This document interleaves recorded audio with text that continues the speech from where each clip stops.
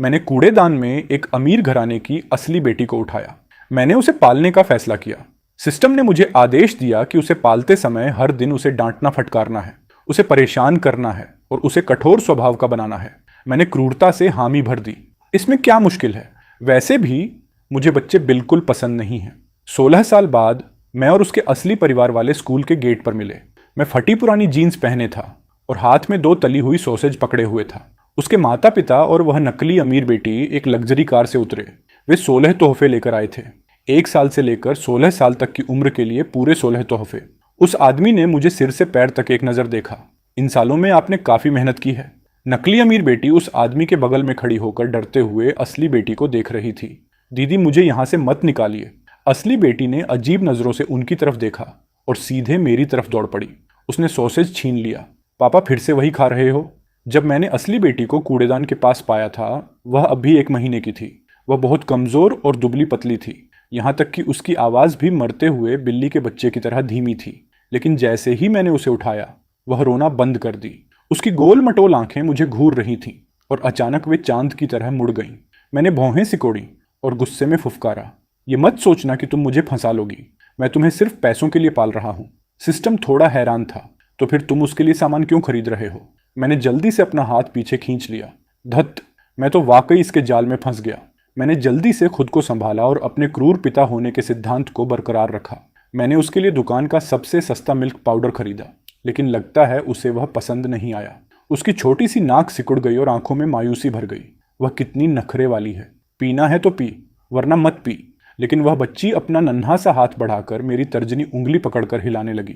अगली सुबह मैंने एक और पार्ट टाइम जॉब पकड़ ली। मैंने बेहतर और पीने में आसान मिल्क पाउडर खरीदा। ये सही है ना? अगर वह अच्छा मिल्क पाउडर नहीं पिएगी तो बड़ी कैसे होगी? अगर बड़ी नहीं होगी तो मैं उसे बेचकर पैसे कैसे लूँगा? रात को वह बहुत शांत थी। मैं करवटें बदलता रहा और हर मिनट उसका सांस चेक करता रहा। यहाँ तक कि इंटरनेट पर सर्च किया कि क्या नवजात शिशु का कम रोना सामान्य है। 6ठी बार चेक करने पर वह जाग गई। आप क्या कर रहे हैं?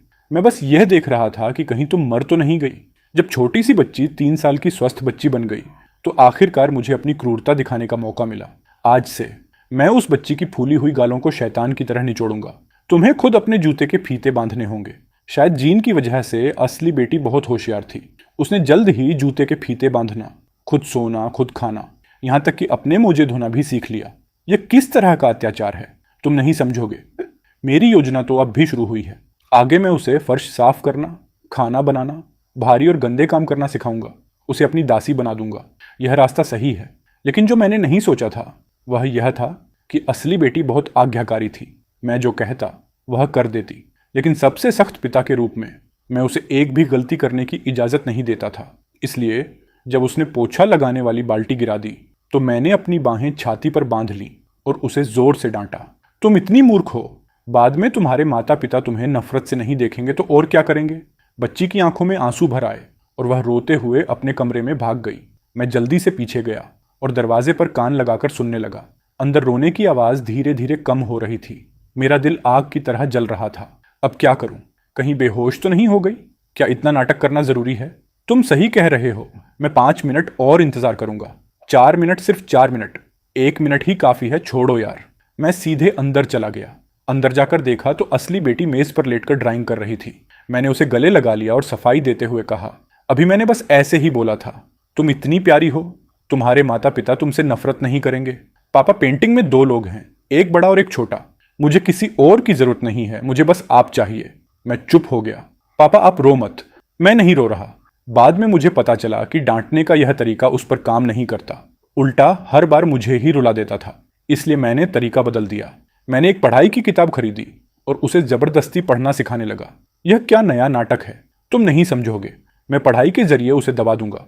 पहले दिन मैंने उसे सिखाया तुम मैं। दूसरे दिन मैंने सिखाया प्यार, नफरत, पसंद, नापसंद। मैं आपसे प्यार करती हूँ।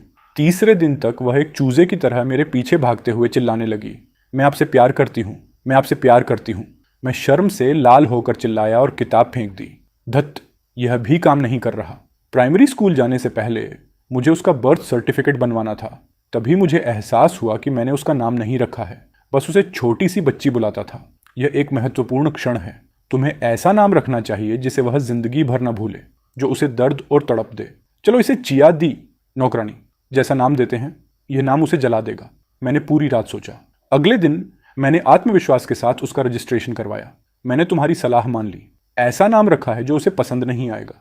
अरे वाह, आखिरकार तुम्हें समझ आ गया। अब से तुम्हारा नाम है लूचीवू। बारिश के दिनों में। आह, मैं गर्व से हंसा। हे। छोटी बच्ची को बारिश के दिन नफरत है। मैंने उसका नाम ही चीवू रख दिया। वो गुस्से से पागल ना हो जाए तो क्या। पापा धन्यवाद, आपने मुझे अपना उपनाम दिया। कुछ तो गड़बड़ लग रहा है। प्राइमरी स्कूल के बाद मैंने उसे खूब मेहनत करने का आदेश दिया। लूचीवू मासूमियत से शांत हो गई। वह अब हर समय पापा मैं आपसे प्यार करती हूँ नहीं कहती थी। घर आकर वह काम करती, होमवर्क करती और सोने से पहले मेरा बिस्तर ठीक करती। देखो, हमारी बेटी दूर हो गई है ना, इसका मतलब है कि मेरा क्रूर पिता बनने का प्लान सही चल रहा है। लेकिन मैं फिर भी उसके कमरे में चोरी छिपे झांकने से खुद को नहीं रोक पाया। अगले दिन स्कूल से लौटते समय वह 2 सॉसेज खरीद कर लाई। तुम्हारे पास पैसे कहाँ से आए? क्या आपने ही मेरे बैग में नहीं डाले थे पापा? वह तो मैंने गलती से भूल गया था। तो पापा, क्या परसों भी गलती से भूल गए थे? पिछले हफ्ते भी और पिछले महीने भी। ऊपर से ये सब जंक फूड है। तुम्हें खाने की इजाजत किसने दी? उसकी उम्मीद भरी आंखों को देखकर मैंने 2 निवाले में सारे सॉसेज खा लिए। 2 घंटे बाद घर पहुंचने पर मैं अपने हाथों से तले हुए सॉसेज की प्लेट लेकर उसके कमरे में गया। देखा, इसे कहते हैं सेहत के लिए अच्छा खाना। लूचीवू कुछ नहीं बोली, लेकिन उसकी आंखें चमक उठीं। उसने प्लेट साफ कर दी। तुम ऐसा क्यों कर रहे हो? तुम क्या समझोगे? मैं बस उसे टेस्ट करवा रहा हूं कि कहीं ये जहर तो नहीं है। मैं बहुत संतुष्ट होकर वहां से निकल गया। लूचीवू बहुत होशियार थी। लगभग हर बार उसे फुल मार्क्स मिलते थे। अंत में तीसरी कक्षा के फाइनल एग्जाम में उसे अंग्रेजी में सिर्फ 98 मिले। इतनी लापरवाही कैसे? वो 2 नंबर क्यों कट गए? सॉरी पापा, अगली बार ध्यान रखूंगी। लूचीवू ने सिर झुकाया और चुपचाप कमरे में चली गई। पापा, ये एटीट्यूड अच्छा है। सिस्टम की बात खत्म होने से पहले ही मैं उसकी पीठ को देखकर चुपके से रोने लगा। हे भगवान, मैंने यह क्या कर दिया? तुमने तो कुछ किया ही नहीं। कुछ मिनट बाद लूचीवू किचन में खाना पकाने गई। मुझे कोने में बैठकर रोते हुए देखकर मैं तुरंत खड़ा हो गया और चेहरे को पोंछ लिया। पापा, आप फिर रो रहे हैं? मैं नहीं रो रहा। खाना पकाने के धुएं से आंख में जलन हो रही है। पापा, अगली बार मैं पूरे नंबर लाऊंगी। तुम क्या जानती हो? मुझे पता है कि आप मुझसे बहुत प्यार करते हैं। मेरा शरीर अकड़ गया। मैंने धीरे से उसके कंधे को पकड़ लिया। क्या तुम उसे डांटना नहीं चाहते थे? मुंह बंद करो। इसे स्वर का नाटक करके बाघ को खाना, फेक इग्नोरेंस कहते हैं। जब वह मुझ पर भरोसा करने लगेगी तो मैं उसे बहुत गहरा दुख दूंगा। लेकिन बहुत लंबा इंतजार करने के बाद भी मुझे वह मौका नहीं मिला। इसके बजाय मैंने लूचीवू को रोते हुए घर आते देखा। मैंने बहुत लंबे समय से उसे रोते नहीं देखा था। वह घर आते ही मेज पर गिर गई। छोटी वू, क्या हुआ? मुझे बताओ, क्या किसी ने तुम्हें परेशान किया? मैं चिंतित होकर टहलने लगा। बहुत मिन्नतें करने के बाद उसने रोते हुए बताया, वे कह रहे हैं कि मैं आपकी सगी बेटी नहीं हूं। ओह, बस यही बात है। मैंने राहत की सांस ली। हाँ, तुम कूड़ेदान के पास मिली थी। लूचीवू हैरान थी। सच में? हाँ, मैंने बहुत सहजता से कहा। मैं अक्सर उससे कहता था कि वह कूड़ेदान में मिली थी, लेकिन उसे नहीं पता था कि यह सच है। वह फिर से रोने वाली थी। तो क्या हुआ? लूचीवू का दिमाग काम करना बंद कर दिया। वह रोना भूल गई। क्या मैं तुम्हारे साथ अच्छा नहीं हूं? क्या मैंने तुम्हें इतने सालों तक पाला नहीं? हाँ, अगर तुम मेरी सगी बेटी नहीं हो तो क्या इससे वर्तमान पर कोई असर पड़ता है? लूचीवू ने बहुत देर तक सोचने की कोशिश की। जी नहीं। तो फिर सब ठीक है ना? यह एक बहुत ही मुश्किल समस्या थी जो असली अमीर बेटी को मानसिक चोट दे सकती थी। छोड़ो, मेरा अपना तरीका है। अगले दिन लूचीवू स्कूल गई। उन बदतमीज लड़कों ने फिर उसका मजाक उड़ाया कि वह एक कूड़ेदान का बच्चा है। तो क्या हुआ? लू छोटी, तुम्हारे कपड़े इतने गंदे क्यों हैं? तुम्हारे माता पिता तुम्हारे कपड़े भी नहीं धोते। पक्का वे तुम्हें प्यार नहीं करते। छुदाई, तुम हर बार फेल होते हो और तुम्हारे माता पिता परवाह भी नहीं करते। पक्का उन्हें तुमसे कोई उम्मीद नहीं है। सोंग याओ, तुम रोज जंक फूड खाते हो। तुम्हारे माता पिता भी नहीं रोकते। पक्का उन्हें तुम्हारी सेहत की चिंता नहीं है। तीनों बच्चे एक दूसरे को देखकर लाल हो गए। तुम तो वैसे भी कूड़ेदान के बच्चे हो। तो क्या हुआ? मेरे पापा मुझे बहुत प्यार करते हैं। मुझे डर किस बात का? मेरे और लूचीवू के दिन ऐसे ही बीतते गए और वह शानदार प्रदर्शन करती रही। उसने शहर के सबसे अच्छे मिडिल स्कूल में एडमिशन लिया। हाई स्कूल में मैं खुशी खुशी उसे स्कूल के पास वाले घर में शिफ्ट करने ले गया। लूचीवू को पता था कि किराया बहुत महंगा है, तो उसने पार्ट टाइम ट्यूशन पढ़ाने की पेशकश की। मैं फिर घबरा गया। नहीं, बिल्कुल नहीं। क्यों पापा? ट्यूशन पढ़ाने से तुम्हारी पढ़ाई खराब होगी। अगर तुम अच्छे कॉलेज में नहीं गई तो तुम मुझे पालने के लिए पैसे कैसे कमाओगी? सही कह रहे हो। मैंने राहत की सांस ली। मुझे डर था कि कहीं वह सच में मान न ले और मेरे लिए पढ़ाई छोड़कर काम न करने लगे। पापा तुम्हें और कुछ साल पाल सकते हैं, कोई बात नहीं। इसे लॉन्ग टर्म इन्वेस्टमेंट कहते हैं। लूचीवू हंसी। धन्यवाद पापा। मैंने एक नया स्कूल बैग निकाला और उसे दे दिया। ये मुझे रास्ते में मिला था। पापा, मेरा पुराना बैग अभी भी इस्तेमाल हो सकता है। मैंने कहा ना, इस्तेमाल करो तो करो, इतनी बहस क्यों कर रही हो। लूचीवू मुस्कुराते हुए बैग ले ली और स्कूल जाने से पहले बाहर सिर निकालकर बोली, पापा मुझे सॉसेज खाना है। ठीक है। उस रात मैं जल्दी स्कूल के गेट पर सॉसेज लेकर उसका इंतजार करने लगा। तभी एक लग्जरी कार, जो दूर से ही बहुत महंगी दिख रही थी, गेट के सामने रुकी। भीड़ में मौजूद माता पिता की हैरान और जलती हुई नजरों के बीच 4 लोग उतरे। आगे पति पत्नी थे, जो बहुत अच्छे दिख रहे थे और गहनों से लदे थे। बाकी 2 भाई बहन थे।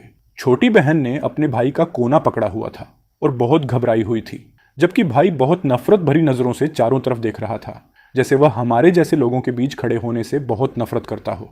सिस्टम, जो बहुत देर से चुप था, अचानक बोला, हुआ परिवार अपनी असली बेटी को लेने आया है। मैं वहीं जम गया। सिस्टम ने कहा था, जब तुम लूचीवू को 16 साल का कर लोगे तो उसके असली माता पिता उसे लेने आएंगे। लेकिन मैंने नहीं सोचा था कि यह दिन इतनी जल्दी आ जाएगा। मेरी इच्छा हुई कि मैं आगे बढ़ूं, लेकिन खुद को देखा। चप्पल पहनी थी, 30 रुपये की टी शर्ट पहनी थी, बाल बिखरे हुए थे और हाथ में तली हुई सॉसेज थी। मैं लूचीवू के परिवार से बिल्कुल अलग था। मैं अपने होंठ भींच कर वहीं खड़ा रहा। 5 मिनट बाद स्कूल की छुट्टी हुई। लूचीवू सबसे आगे चल रही थी। उसने ऊंची पोनीटेल बांधी थी और उसकी बाहें मजबूत दिख रही थीं। ऐसा लग रहा था कि वह मेरे साथ कुछ खुशखबरी साझा करना चाहती है। उसकी आंखें चमक रही थीं और वह मुझे ढूंढ रही थी। उसे पता था कि मैं गेट पर हूं, लेकिन मैं भीड़ में छिप गया। लूचीवू के मुझे ढूंढने से पहले ही हुआ। परिवार ने उसे देख लिया। वे पहले ही उसके बारे में छानबीन कर चुके थे। मिसेस हुआ आगे बढ़ी, आंखों में आंसू थे। आनान, क्या यह तुम हो? माफ करना, आप मुझे गलत समझ रही हैं। मिस्टर हुआ भी पीछे आए। मैं हुआ जिमिंग हूँ, हुआ ग्रुप का मालिक। तुम्हारा नाम हुआ आनान है। तुम हमारी असली बेटी हो। आज हम तुम्हें लेने आए हैं। आसपास के लोग वहां जमा हो गए। लूचीवू ने गहरी सांस ली और पीछे हट गई। यह क्या है? सड़क पर कोई प्रैंक शो चल रहा है क्या? मुझे अभी घर जाकर अपने पापा के लिए खाना बनाना है। क्या आप किसी और को ले जा सकती हैं? मिसेस हुआ ने ठंडी सांस ली, जैसे कुछ बहुत भयानक सुन लिया हो। घर पर तुम्हें खाना बनाना पड़ता है? मेरी बेटी, तुमने इतने सालों में कितना दुख झेला होगा। लूचीवू, जो पहले विनम्र थी, यह सुनकर उसका चेहरा काला पड़ गया। वह कुछ कहती, उससे पहले ही वह नकली अमीर बेटी, जो राजकुमारी की तरह लग रही थी, सामने आ गई। वह रोते हुए लूचीवू के सामने झुक गई। सॉरी, इतने सालों से मैंने आपकी जगह ले ली, लेकिन माता पिता ने मुझे इतने सालों तक पाला है। मैं उन्हें छोड़ना नहीं चाहती। क्या आप मुझे यहां से नहीं निकाल सकती? अगर आप मुझे नहीं निकालेंगी तो मैं आपकी दासी बनकर रहूंगी। सबको पता था कि लूचीवू 16 साल से खोई हुई बेटी है। फिर भी पहली मुलाकात इतनी खराब थी। जो भी हो, स्कूल के गेट पर जहां इतने लोग आ जा रहे हैं, ऐसा नहीं करना चाहिए था। और ऊपर से उस नकली बेटी को सबके सामने रोते हुए माफी मांगने देना। क्या उन्होंने लूचीवू के बारे में बिल्कुल नहीं सोचा? सिस्टम ने मेरी गुस्से की स्थिति को समझ लिया और मुझे याद दिलाया, वहां मत जाओ, उसके घर जाने का इंतजार करो, तुम्हें पैसे मिल जाएंगे। मैंने अपने हाथ मुट्ठियों में जकड़ लिए और अपना गुस्सा दबा दिया। तभी मुझे एक और आवाज सुनाई दी। ये कहानी वाकई दिल को छू लेने वाली है। मिंजाओ, तुम्हें इस तरह खुद को नीचा दिखाने की जरूरत नहीं है। उस लड़के ने दुखी होकर हुआ मिन्हा चाओ, नकली बेटी, के कंधे को थाम लिया और फिर लूचीवू, असली बेटी का रास्ता रोक लिया। क्या तुम अपने परिवार के साथ ऐसा व्यवहार करोगी? मुझे लगा कि वह ऊंची नजरों से लूचीवू को नीचा दिखाना चाहता है, लेकिन पिछले इतने सालों में लूचीवू को जो पोषण मिला है, उससे वह अब उस लड़के की लंबाई के बराबर हो गई है। सामने वाला व्यक्ति सिर्फ अपने रौब का उपयोग करके उसे दबाने की कोशिश कर सकता था। माता पिता ने तुम्हें इतने सालों तक ढूंढा है। क्या तुम्हारे पास जरा भी अंतरात्मा या संस्कार हैं? मिन्हचाओ तुम्हें रोकर माफी मांग रही है और तुम कोई प्रतिक्रिया नहीं दे रही हो। क्या तुम पत्थर दिल की हो? लूचीवू अब और बर्दाश्त नहीं कर सकी। उसने एक गहरी सांस ली और सुरक्षा गार्ड बॉस की ओर चिल्लाकर कहा, अंकल गार्ड, कोई मुझे परेशान कर रहा है। लूचीवू का स्वभाव बहुत अच्छा था और वह पढ़ाई में भी अव्वल थी, चाहे शिक्षक हों, सहपाठी हों या कैंटीन वाले। सुरक्षा गार्ड भी उसे बहुत पसंद करते थे। उसके आदेश देते ही जो गार्ड वहां खड़ा तमाशा देख रहा था, तुरंत लोहे की छड़ी लेकर दौड़ पड़ा। पीछे हटो, जल्दी पीछे हटो। हुआ परिवार के लोग जो आराम और विलासिता में पले बढ़े थे, उन्होंने ऐसा कभी नहीं देखा था। वे हड़बड़ाहट में बहाने बनाने लगे और पीछे हटने लगे। अराजकता का फायदा उठाकर लूचीवू उनके बीच से निकल गई। उसने जल्दी से भीड़ में मेरी तलाश की और मुझे देख लिया। वह एक छोटी चंचल चिड़िया की तरह उछलती कूदती मेरी तरफ दौड़ पड़ी। मेरे हाथ में सॉसेज देखकर उसने अपना चेहरा बिगाड़ लिया। बकवास, ये मैंने खुद बनाया है। लूचीवू ने अपनी आंखें सिकोड़ी और सॉसेज को गौर से देखा। नहीं, ये बाहर से खरीदा है। पापा के तले हुए सॉसेज हमेशा एक तरफ से थोड़े जल जाते हैं। धीरे बोलो, इसमें गर्व करने जैसी कोई बात नहीं है। तो क्या यह जंक फूड मेरे लिए नहीं बचा था? धन्यवाद पापा। मैंने उसका हाथ पकड़ा और बिना पीछे मुड़े तेजी से घर की ओर निकल पड़ा। मैं मुड़ने की हिम्मत नहीं कर सका, क्योंकि मुझे लग रहा था कि अगर मैं मुड़ा तो हुआ परिवार पीछे आ जाएगा। रास्ते में मैंने उससे पूछा कि स्कूल कैसा रहा। आज मैं बहुत खुश थी। पेरेंट्स टीचर मीटिंग के दिन मेरे पास आपके लिए एक सरप्राइज है। वह थोड़ी रुकी और परेशान दिखी, लेकिन स्कूल से निकलते समय मुझे गेट पर कुछ पागल लोग मिले जो जिद कर रहे थे कि मेरा नाम हुआ आनान है। हुआ ग्रुप के बारे में मैंने सुना है, लेकिन मैं उनकी बेटी कैसे हो सकती हूँ? मेरा दिल कस गया। मैंने संकोच से पूछा, अगर तुम सच में उनकी बेटी हुई तो? लू चीवू अचानक रुक गई। मेरे तनाव और घबराहट के बीच उसने गंभीरता से जवाब दिया, अगर वे सच में मेरे परिवार वाले हुए तो मैं उन्हें पक्का किसी अच्छे मानसिक अस्पताल में भर्ती करवा दूंगी। मैं खिलखिलाकर हंस पड़ा। थोड़ी देर बाद मैंने फिर भी नहीं रह सका और कहा, लेकिन वे बहुत अमीर हैं। लू चीवू ने गंभीरता से सिर हिलाया। हाँ, इसीलिए मैं उन्हें इलाज के लिए ले जाऊंगी और फिर सारा पैसा उन लोगों को दान कर दूंगी जिन्हें इसकी ज़रूरत है। जब उनकी मानसिक हालत ऐसी है तो वे पैसा खर्च करना कैसे जानेंगे? इससे अच्छा है कि कोई और उनके बदले खर्च कर दे। मैं पूरी तरह सहमत था और सिर हिलाया। अच्छी बेटी, तुम बहुत समझदार हो। लू चीवू मुस्कुराई। ये आपकी शिक्षा का नतीजा है पापा। हम दोनों घर आ गए, हंसते बातें करते हुए। लेकिन रात का खाना अभी बना ही था कि उन बिन बुलाए मेहमानों ने दरवाज़ा खटखटाया। बिना बताए ही समझ आ गया कि हुआ परिवार घर आ पहुंचा है। मैं जानता था कि यह दिन कभी न कभी तो आना ही था। मैं उठने ही वाला था कि लू चीवू ने पहले ही खड़े होकर कहा, पापा मुझे दरवाज़ा खोलने दो। हुआ परिवार के चारों लोग दरवाजे पर लाइन से खड़े थे। मिस्टर हुआ को डर था कि वह दरवाज़ा बंद कर देगी, इसलिए उन्होंने जल्दबाजी में उसका जन्म प्रमाण पत्र निकाला और रोते हुए उसका हाथ पकड़ लिया। अनान, अभी जो हुआ वह गलतफहमी थी। मैं सच में तुम्हारी असली माँ हूँ। लू चीवू ने मेरी तरफ मुड़कर देखा। मैंने अपनी नज़रें चुरा लीं। ठीक है, अंदर आकर बात करते हैं। लू चीवू ने अपनी आंखें झुकाईं और उन्हें रास्ता दे दिया। उस अजीब नाटक के बाद उनका व्यवहार थोड़ा शांत और सामान्य हो गया था। ये तुम्हारा भाई हुआ लिनत्यान है, जो तुमसे 3 साल बड़ा है। मिसेज हुआ ने परिचय देना शुरू किया। और यह हुआ मिन्हचाओ है।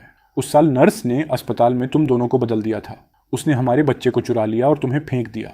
हाल ही में हमें पता चला कि मिन्हचाओ हमारी सगी बेटी नहीं है, तो हमने तुरंत जांच शुरू की। कल ही हमें तुम्हारी खबर मिली। माँ को यकीन नहीं हो रहा कि तुम्हें इतनी गरीबी में जीना पड़ा।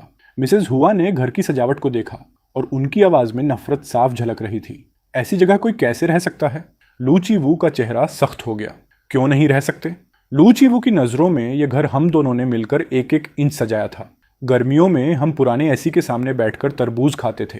सर्दियों में हम पुरानी सोफे पर गर्म पानी की थैली पकड़कर टीवी देखते थे। आनन, तुम इस तरह बात क्यों कर रही हो? हुआ जी मिंग का धैर्य खत्म हो गया, खासकर तब जब लू चीवू ने दूसरी बार एक पिता के साथ असभ्य व्यवहार किया। इतनी बदतमीज, संस्कारहीन, बिल्कुल भी हुआ परिवार की तरह नहीं। उन्होंने मेज पर हाथ मारा और लू चीवू को घूरने लगे। बहुत हो गया, अभी हमारे साथ घर चलो। हुआ मिन्हाचाओ ने जल्दी से हुआ जिमिंग की पीठ सहलाई। पापा गुस्सा मत होइए, उसे सामान पैक करने के लिए थोड़ा समय तो दीजिए। इस कबाड़ खाने में पैक करने लायक है ही क्या? हुआ मिन्हाचाओ ने लू चीवू की तरफ देखा और कोमल स्वर में बोली, दीदी पापा से माफ़ी मांग लो। उनका दिल कमज़ोर है, उन्हें गुस्सा मत दिलाओ। माँ पापा तुम्हें घर ले जाना चाहते हैं। हमने तुम्हारे लिए बहुत सारे तोहफे तैयार किए हैं। कपड़े, गहने, सब कुछ मैंने खुद चुने हैं। हुआ लिनत्यान ने भी साथ दिया। माता पिता और मिन्हाचाओ ने तुम्हारे 16वें जन्मदिन के लिए इतनी मेहनत की, अब सब बेकार लगता है। लू चीवू ने होंठ सिकोड़े और उपहास में हंस पड़ी। मुझे लगता है कि आप लोग काफ़ी तालमेल में हैं। मुझे यहाँ किसी की कमी महसूस नहीं होती। ये आपके फैसला करने की बात नहीं है। आप हुआ परिवार का खून है, बाहर नहीं रह सकती। हुआ परिवार मिन्हाचाओ को पाल सकता है तो तुम्हें भी पाल सकता है। आपके पालक पिता के लिए वे अंततः मेरी तरफ देखने को तैयार हुए। हुआ जी मिंग ने धमकी भरे लहजे में कहा, हम तुम्हारा बुरा नहीं करेंगे। मिसेज हुआ ने बैग से एक कार्ड निकाला और मेज पर मेरी तरफ सरका दिया। ये तुम्हारी मेहनत का इनाम है। इसमें 10 मिलियन युआन है। पालने के लिए धन्यवाद। उसकी आंखों में आभार नहीं था, बल्कि काम खत्म करने की जल्दी और थोड़ी नफरत थी। मैं देख सकता था वह लू चीवू से खुश नहीं थी, क्योंकि उसने उसे वैसे नहीं पाला था जैसा वह चाहती थी। उसे मिन्हचाओ जैसी आज्ञाकारी और चापलूस बेटी चाहिए थी। लेकिन मेरी नज़र में मेरी छोटी वो दुनिया की सबसे अद्भुत बच्ची है। मैंने अपनी मुट्ठियाँ भींची। मैं गुस्सा होने ही वाला था कि सिस्टम की आवाज़ आई, मेज़बान मूर्खता मत करो, वे ही उसके असली माता पिता हैं और तुमने उसे 16 साल पाला है। क्या तुमने इसी दिन के लिए नहीं किया था? जब वह घर चली जाएगी तो मैं तुम्हें और पैसे दूंगा। क्या तुम शुरू से यही नहीं चाहते थे? मैंने अपने होंठ काटे। ये वाकई वह था जो मैं चाहता था। लेकिन इतने सालों में लू चीवू मेरी जिंदगी का हिस्सा बन गई थी। मैं उसे छोड़ नहीं सकता था, जैसे मैं अपनी जिंदगी नहीं छोड़ सकता। ऊपर देखते ही लू चीवू से मेरी आंखें मिली। वह चुपचाप मुझे देख रही थी, मेरे जवाब का इंतजार कर रही थी। उसकी आंखें काले पत्थरों जैसी थीं, जिनमें शांति के नीचे शक्ति छिपी थी। वह वही बच्ची थी जिसे मैंने 16 साल की मेहनत और प्यार से सींचा था। मैं उसे छोड़ना नहीं चाहता था। सबकी नजरों के सामने मैंने मुंह खोला। सिस्टम ने फिर याद दिलाया, मेजबान, क्या आपने कभी बच्चे के नजरिए से सोचा है? हुआ परिवार कितना बड़ा है। वह जो चाहेगी उसे मिलेगा। तुम्हारे साथ वह केवल किराए के घर में रह सकती है, सस्ते कपड़े पहन सकती है, उसे खाना बनाना और सफाई करनी पड़ती है। इतनी छोटी उम्र में इतनी जिम्मेदारी। अगर वह हुआ परिवार में जाएगी तो उसे पैसे या स्कूल की चिंता नहीं करनी पड़ेगी। वहां उसकी सेवा के लिए नौकर होंगे। क्या तुम सिर्फ अपनी स्वार्थ के लिए उसे गरीबी में रखोगे? मैं दंग रह गया। सिस्टम की हर बात सच थी, लेकिन जब भी मैं चीवू को देखता 16 साल की यादें ताज़ा हो जाती। मैंने मन ही मन विरोध किया, लेकिन वे उसके साथ अच्छा व्यवहार नहीं कर रहे हैं। वे उससे पहली बार मिले हैं। अगर वे साथ रहेंगे तो वे निश्चित रूप से उसे समझ जाएंगे और मेरी तरह उसे दुनिया की सबसे अच्छी लड़की मानेंगे। लू चीवू की टकटकी के नीचे मैंने अपना हाथ बढ़ाया और चुपचाप वह बैंक कार्ड ले लिया। मिसेज हुआ मेरे मानने से बहुत खुश हुई और चीवू की ओर मुड़ी, जैसे कह रही हो, उसने तुम्हें छोड़ दिया है, अब तुम्हारे पास कहीं जाने को नहीं है। मैं नहीं जानता था कि लू चीवू से क्या कहूँ, इसलिए मैं अपना सिर झुकाए रहा। लेकिन जैसा कि मैंने कहा, चीवू एक समझदार बच्ची है। उसने बिना कुछ पूछे ही मेरा फैसला समझ लिया। वह उठी और चुपचाप अपने कमरे में सामान पैक करने चली गई। 5 मिनट बाद वह अपना नया स्कूल बैग लेकर बाहर आई। वह लगभग कुछ भी नहीं ले जा रही थी। उसे इतना दृढ़ और आज्ञाकारी देखकर हुआ परिवार का चेहरा थोड़ा नरम हो गया। मिस्टर हुआ ने चीवू का हाथ पकड़ा। चलो। हुआ मिन्हा चाओ को यकीन नहीं था कि लू चीवू इतनी आसानी से मान जाएगी। दीदी, तुम अतीत को इतना आसानी से भूल सकती हो, यह बहुत अच्छी बात है। उसने मेरी तरफ तिरछी नजर डाली और बेपरवाही से कहा, लेकिन अंकल ने तुम्हें 16 साल पाला है, क्या तुम उन्हें अलविदा नहीं कहोगी? लू चीवू चुप रही, लेकिन मुझे पछतावा होने लगा। लेकिन यादें फिर से मेरे दिमाग में छा गईं और मैं खुद को रोक नहीं सका। सिस्टम मेरे दिमाग में चिल्लाया, वहां मत जाओ, उसे घर जाने दो, चाहे तुम उसे रोकना भी चाहो। क्या तुम्हारे पास वह क्षमता है? हुआ परिवार सिर्फ एक उंगली हिलाएगा और तुम बर्बाद हो जाओगे। यह सही नहीं है, मैंने मन में चिल्लाया। भले ही मुझे लगता है कि उसे वापस जाना चाहिए, मैं उसके लिए फैसला नहीं ले सकता। मैंने अभी तक उससे यह नहीं पूछा कि वह क्या चाहती है। मैंने लू चीवू की कलाई मजबूती से पकड़ी और वह बैंक कार्ड उठाया। उसकी आंखों में गहराई से देखते हुए पूछा, चीवू, मैंने अभी तक नहीं पूछा, क्या तुम जाना चाहती हो? अगर तुम नहीं जाना चाहती तो मुझे किसी चीज की जरूरत नहीं है। भले ही हुआ परिवार मुझे कोर्ट में ले जाए, मुझे परवाह नहीं है। मैं जानता था कि चीवू बिल्कुल नहीं जाना चाहती। उसकी आंखों में स्पष्ट रूप से लगाव था, लेकिन सबकी बेचैन नजरों के नीचे लू चीवू ने वह कार्ड वापस मेरे हाथ में रख दिया। उसने अपना सिर हिलाया। अंकल लू, क्या पैसे कम पड़ रहे हैं? मैं हैरान रह गया। लू चीवू ने अपना सिर झुकाकर मुझे देखा। उसने मेरा हाथ नहीं छोड़ा, बस अपना सवाल दोहराया, क्या पैसे कम हैं? उसने मिसेज हुआ की ओर देखा। माँ, अंकल लू ने पिछले 16 सालों में मेरे साथ सच में बहुत अच्छा व्यवहार किया है। मिसेज हुआ तुरंत समझ गई और मुस्कुराते हुए एक और कार्ड निकाला। माफ करना, मेरा सोचना सही नहीं था। यहाँ 5 मिलियन और हैं, तुम ले लो। मैंने कुछ नहीं कहा, लेकिन मेरा दिल धीरे धीरे ठंडा पड़ गया।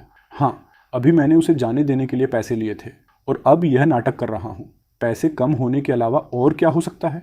मुझे कोई प्रतिक्रिया न देते देख चीवू ने वह कार्ड भी मेरे हाथ में डाल दिया। मैंने धीरे से उसका हाथ छोड़ा और एक मुस्कान जबरदस्ती चेहरे पर लाई। ठीक है चीवू, भविष्य में बहुत खुश रहना।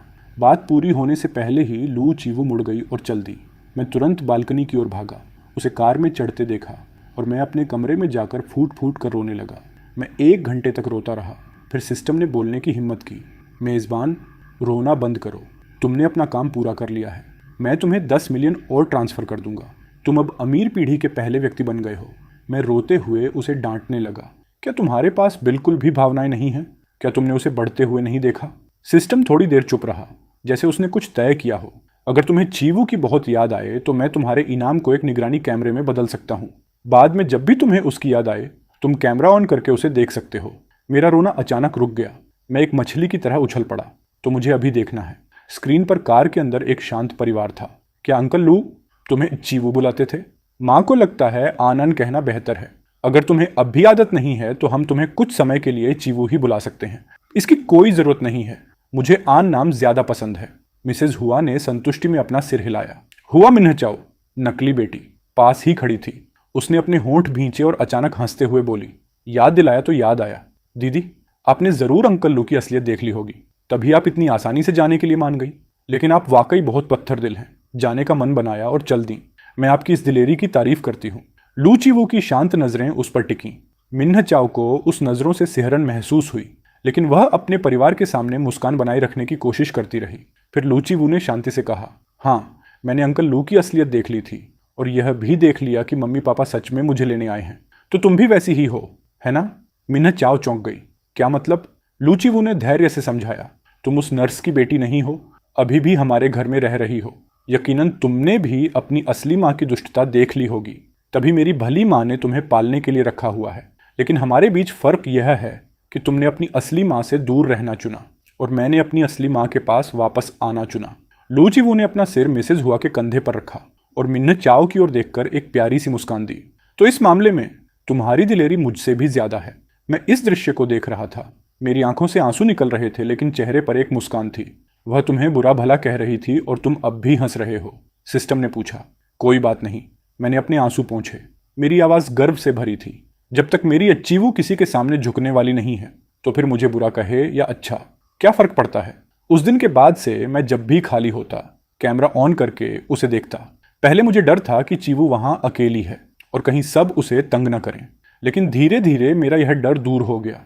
घर वापसी के पहले ही हफ्ते मिन्ह चाओ ने रोते हुए मिसेज हुआ से शिकायत की कि चीवू ने उसका सामान चुरा लिया है। चीवू ने एक शब्द नहीं कहा, बस अपने बेडरूम में खुद लगाए गए कैमरे की रिकॉर्डिंग दिखा दी, जिससे पता चला कि मिन्ह चाओ ने खुद झूठा आरोप लगाया था। 1 महीने बाद हुआ लिन तियान भाई ने हुआ जी मिंग से शिकायत की कि चीवू ने उसके महत्वपूर्ण कागजात छुए हैं। चीवू ने शांति से अपना काम का रिकॉर्ड दिखाया, जिससे साबित हो गया कि वह पूरे महीने अपने पापा की मदद कर रही थी। हुआ जी मिंग ने लिन तियान को खूब खरी खोटी सुनाई। कुछ ही दिनों में वे दोनों पति पत्नी लू चीवू से बहुत खुश हो गए। मिस्टर हुआ ने उसका हाथ थामकर कहा, वे दोनों बच्चे बिगड़ गए हैं, तुम ही सबसे समझदार हो। इन दिनों तुम्हें बहुत परेशानी उठानी पड़ी। लू चीवू ने प्यार से सिर हिलाया। कोई बात नहीं, हम सब एक परिवार हैं। बस उम्मीद है कि वे ऐसी बातें न करें जिससे रिश्ते खराब हों। एक सुबह नाश्ते के समय लिन तियान और मिन्ह चाओ ने फिर से शिकायत करने की कोशिश की। मिन्ह चाओ ने जानबूझकर चीवू के पुराने स्कूल बैग को छुआ, जो फटा हुआ था। उसने कहा कि यह बैग दिखाता है कि चीवू यहाँ दिल से नहीं रहना चाहती।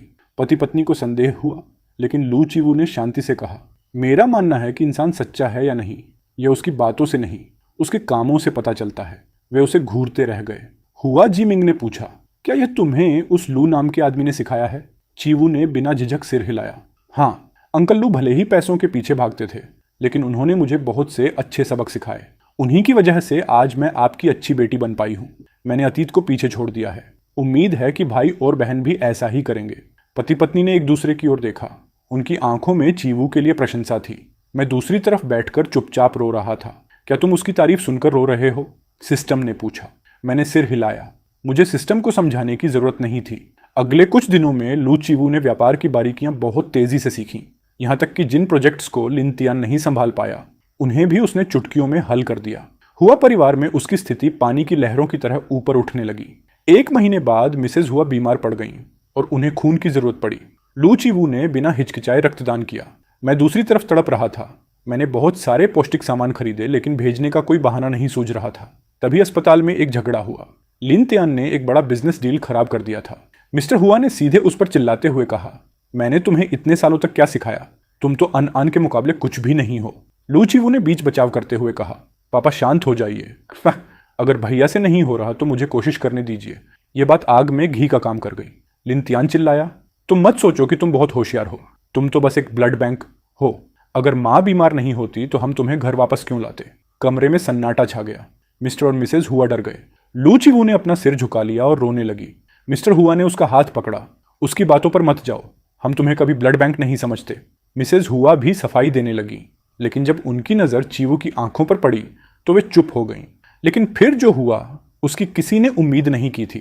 लू चीवू ने मिसेज हुआ का हाथ पकड़ा और उनकी हथेली खोली।